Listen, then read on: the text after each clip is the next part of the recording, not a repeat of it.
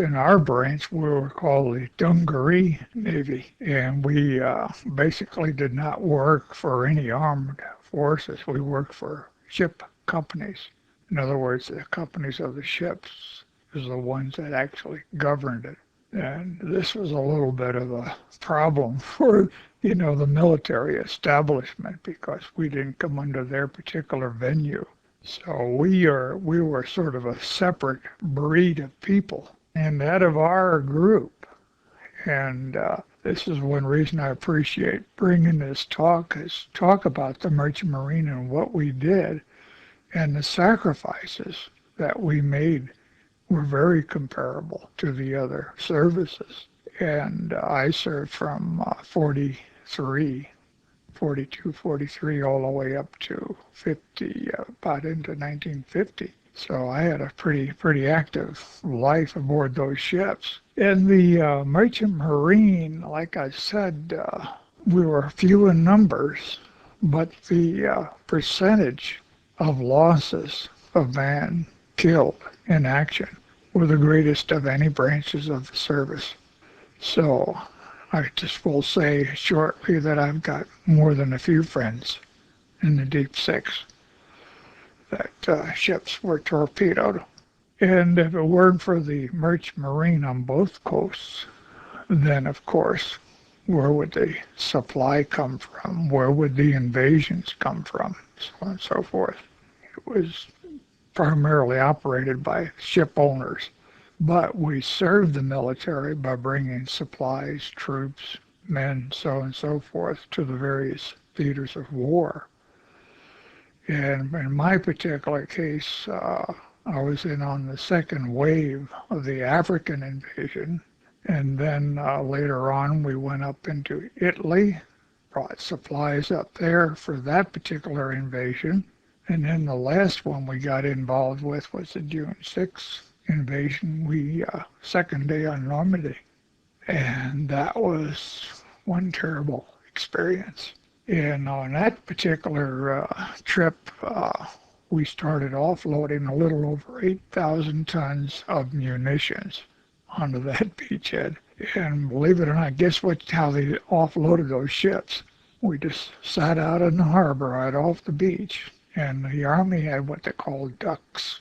And we come out and we put a net load of munitions or supplies right into a duck. And then they would haul it up on shore. So it took 3 or 4 days to get that ship off of there. Actually, 5 days. We sat out there on that beachhead. We mostly operated those ships in what we call convoys. And have you ever seen any pictures of those convoys? Those convoys had anywhere upwards of 60 to 70 ships to as much as 120 ships. And the distance that those things spread out, believe it or not, was about 35 to 40 miles of ships fore and aft and to the side. And of course, back in 42, 43, when I started in service, was the time of the wolf packs, and they hadn't developed their countermeasures at this particular point. And so the shipping losses were quite high. And on the first trip that we took, we lucked up. We were coming up out of Gibraltar after dropping off supplies in a little town called Safi, and that was about 40 miles south of Casablanca in Morocco. Anyway, we went from there up to Oran and then back out of Gibraltar and up off the Portuguese coast in heavy seas. Torpedoed fired one at us out there, and you could hear that thing scrape along the keel of the ship. Luckily, the thing didn't go off. But anyway, we made it through there and back up into England. So most of the trips that we made were back and forth across what we used to call the pond. And the pond, of course, was the North Atlantic. So we did about 20 trips back and forth across that. That would have been in the middle 40s. And this was prior to the invasion.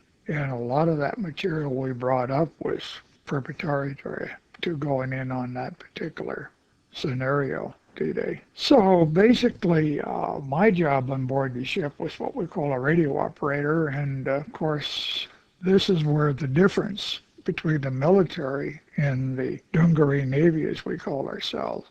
We had a maximum of 35 men that operated that entire ship, and that was divided into the deck gang, the black gang, which was the engineering department, and then you had the stewards. And those were the three main divisions that operated that ship.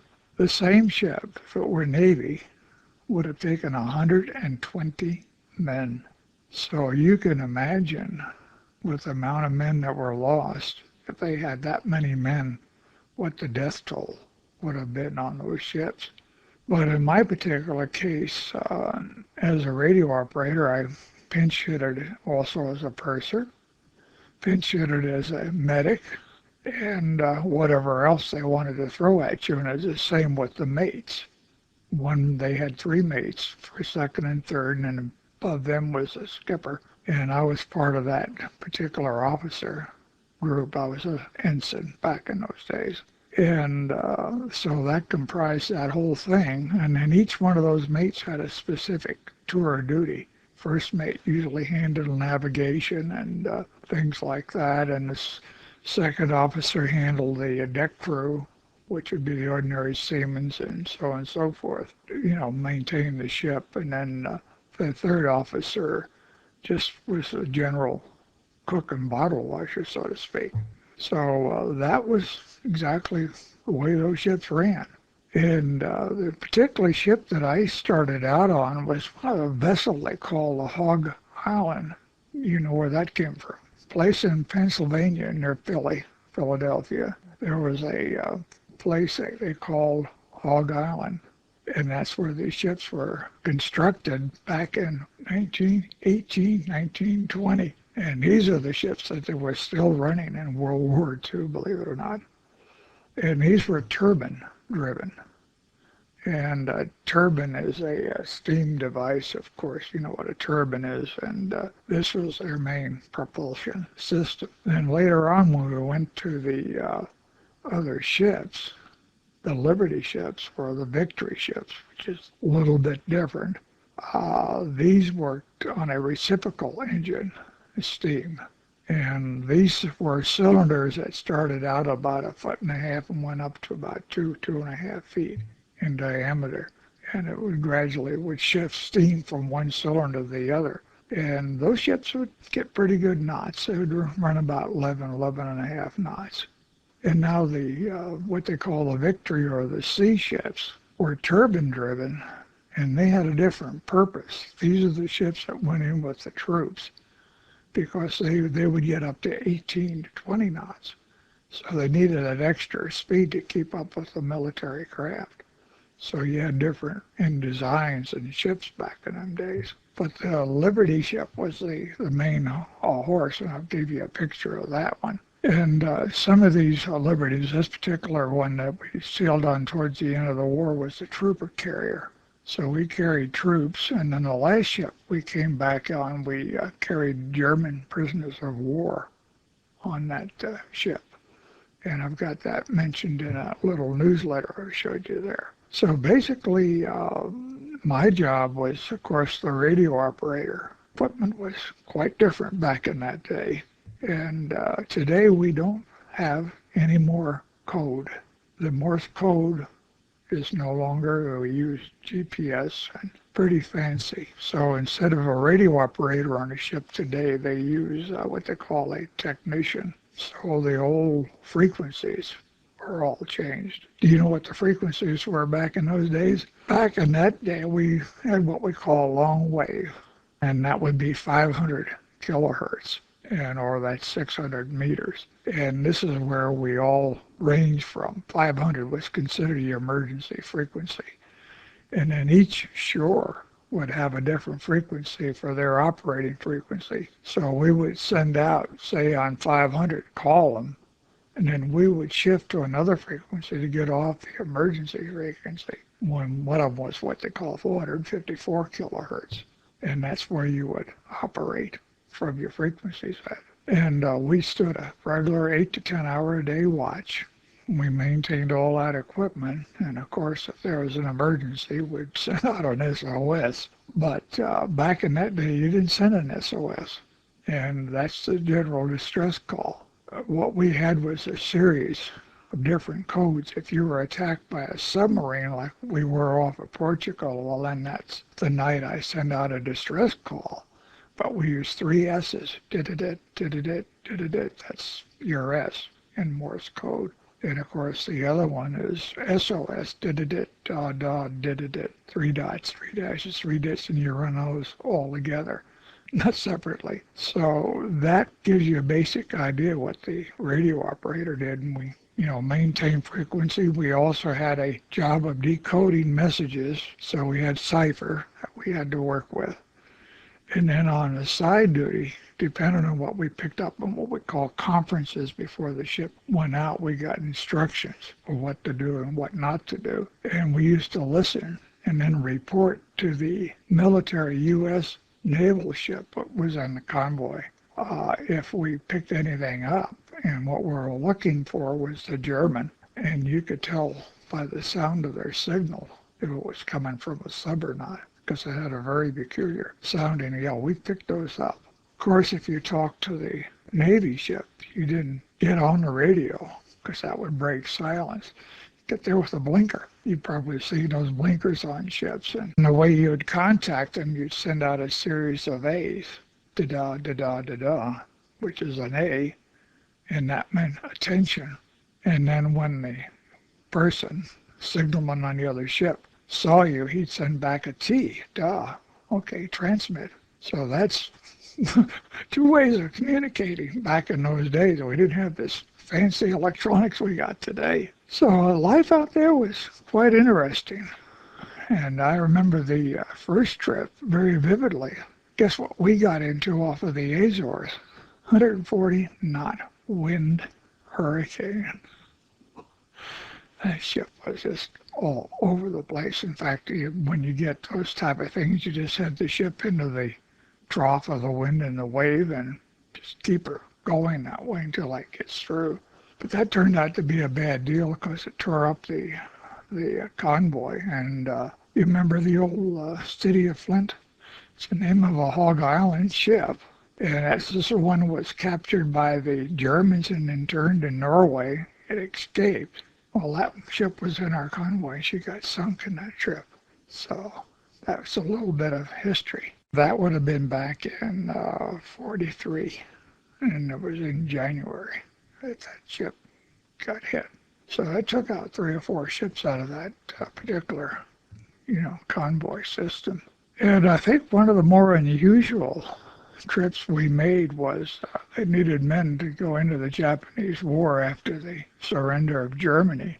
They shipped a bunch of us, particularly radio operators and other officers like myself, put them on trains up through Canada and finally down through Colorado, Utah, and finally wound up in San Francisco. Anyway, we hopped a ship there, went up and down the coast, headed over across the Pacific, and about 2/3 of the way across, they dropped the atomic bomb.